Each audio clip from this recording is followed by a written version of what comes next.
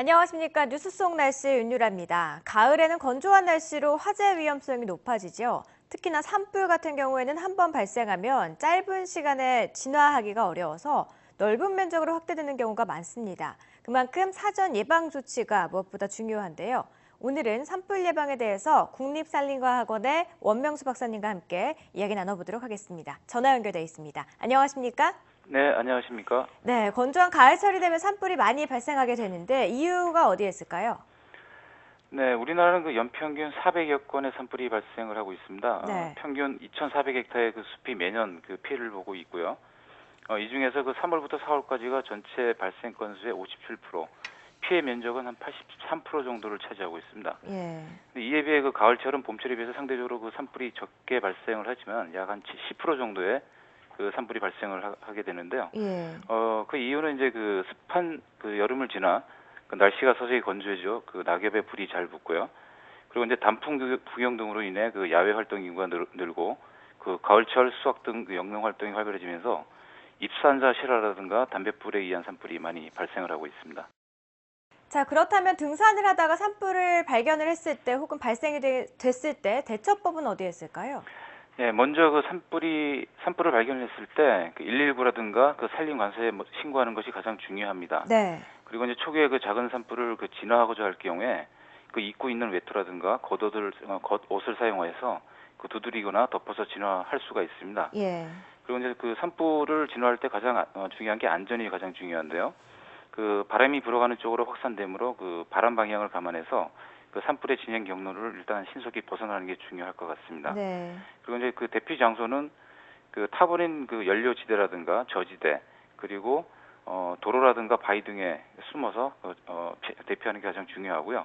결국 산불 발견 시 빨리 신고를 하고 가급적이면은 산불 지역을 신속하게 벗어나는 것이 안전사고 예방의 지름길이라 할 수 있습니다. 네.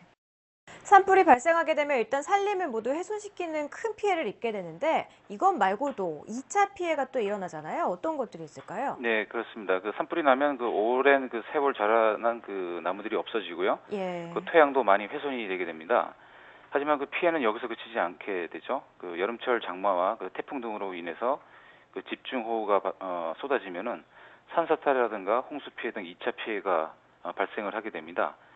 그리고 또 그 산불로 인해서 그 이산화탄소라든가 일산화탄소, 메탄 이런 온실가스가 발생하는데요. 이런 그 온실가스들은 그 지구 온난화의 주범이 됩니다. 네. 그리고 이제 그 산불로 인해서 그 대기 중에 산불 연무가 농도가 짙어지면서 피부라든가 그 호흡기 질환이 발생할 가능성이 높아지고요. 그 산불 호흡기 질환에 의해서 그 치명적인 물질 PM2.5가 이제 대량 그 배출이 되게 되는데 2010년도에 그 러시아 모스크바 산불로 인해 약 5만 한 6천여 명이 호흡기 질환으로 사망한 그런 사례가 있습니다. 그렇군요. 자, 산불 발생하지 않도록 좀 조심해야 될 것 같은데요. 인재로 인한 산불의 발생률은 얼마나 될까요? 예, 우리나라는 거의 그 99%가 그 사람들의 부주의에 인해서 발생을 하고 있습니다. 예. 예, 91년부터 그 산불 통계를 보면은 약 한 43%가 입산자 실화로 발생을 했고요. 예. 그 논밭드렁 소각으로 인해서 18%, 그 담뱃불 실화로 한 7% 정도가 산불이 그 났습니다. 최근에는 그 소각 산불로 인해서 그 소각 산불이 굉장히 급격하게 늘어나고 있는데 결국은 이제 사람들이 무심코 행한 그 작은 불씨가 큰 어떤 산불로 화마로 번져 나가는 게 그 가장 큰 문제라고 말할 수 있습니다. 그렇군요. 방화를 했을 때 처벌은 어떻게 받게 될까요?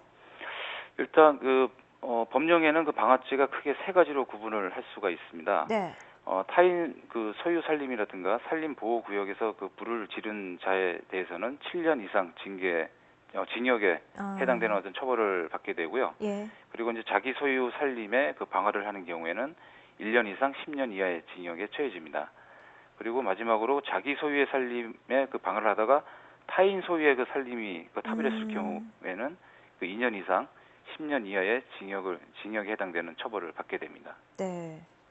산림과학원이요, 2012년부터 산악 기상관측망을 구축하고 있다고 들었습니다. 네. 2017년도에는 200개소로 늘어난다고 하는데 이 산악 기상 관측망 어떤 걸 의미하는 걸까요? 예, 그 산불과 산사태 등 그 산림재해를 정확히 예측하기 위해서는 기본적으로 산악 기상 자료가 필요합니다. 네. 그 현재 대부분의 기상 자료가 그 평지에서 관측하고 있기 때문에 그 산악 지역의 산림재해를 예측하는 데 좀 한계가 있습니다. 그 산악 기상 관측망은 그 산불 산사태 또 그 병해충 등 산림재해 예측력을 높일 수 있을 뿐 아니라 그 산림 생태계의 기후 변화 영향이라든가 그 산림 휴양 복지 등 그 생활 기상과 등산객 안전을 위한 안전 등 국민 여러분에게 그 다양한 편익을 제공할 수가 있습니다. 네. 올해까지 그 백두대간을 중심으로 90개소에 대한 관측소가 구축이 완료가 되는데요. 관측 요소는 기온, 풍향, 풍속, 강수량 등 총 7개 요소에 대해서 실시간으로 관측을 하고 있습니다. 네. 기상 관측을 직접 산에서 하는 걸 의미하는 거군요. 네, 그렇습니다. 자, 그렇다면 산불 방지에도 큰 도움이 될 것 같은데요. 이외에도 산불 방지 대책으로는 어떤 것들이 있을까요? 네, 저희 국립산림과학원에서는 산불로부터 국민 생명과 재산을 보호하기 위해서 다양한 그 산불 방지 시스템을 현재 개발을 하고 있습니다. 네. 먼저 그 산불 위험 예보 시스템은 그 지리정보 시스템을 이용해서 그 전국 각 지역별로 지역 및 산림 조건 그리고 기상 조건을 실시간으로 분석하여 산불 위험도를 예보하고 있습니다. 이 산불 위험 예보 시스템은 그 산불 담당 공무원이나 국민들께서 그 시스템을 이용해서 실시간으로 산불 위험 상황이나 발생 위치 정보 등을 그 인터넷이라든가 휴대폰 등으로 실시간으로 조회할 수가 있고요. 그 밖에도 그 대형 산불 위험 예보라든가 산불 발생 위치 등을 저희가 개발을 해서 서비스를 지금 하고 있습니다. 네. 그리고 이제 무엇보다도 산불이 발생하면 확산되는 어떤 그 경향이 굉장히 중요한데요.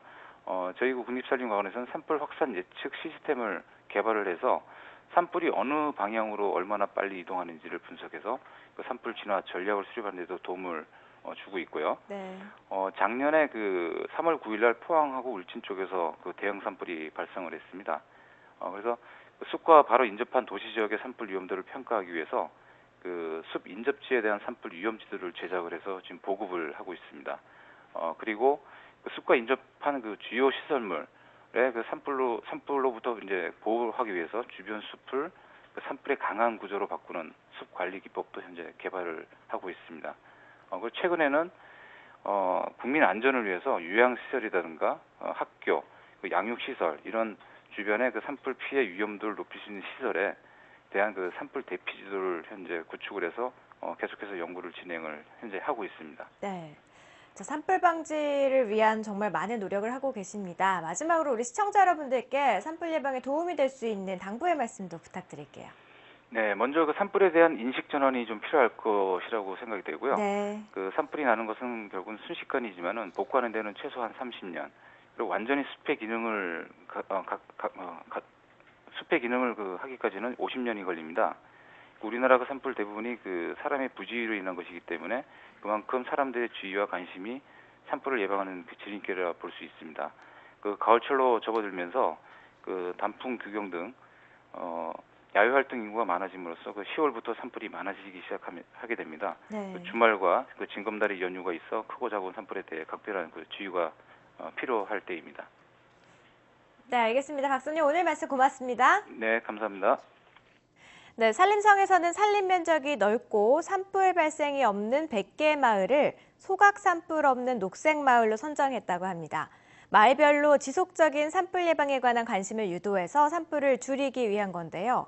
산불의 발생이 대부분 사람들에 의한 것인 만큼 우리 모두가 지속적으로 산불 예방에 자발적인 관심을 갖고 노력해야겠습니다. 뉴스 속 날씨 오늘 준비한 내용은 여기까지입니다. 시청해주신 여러분 고맙습니다.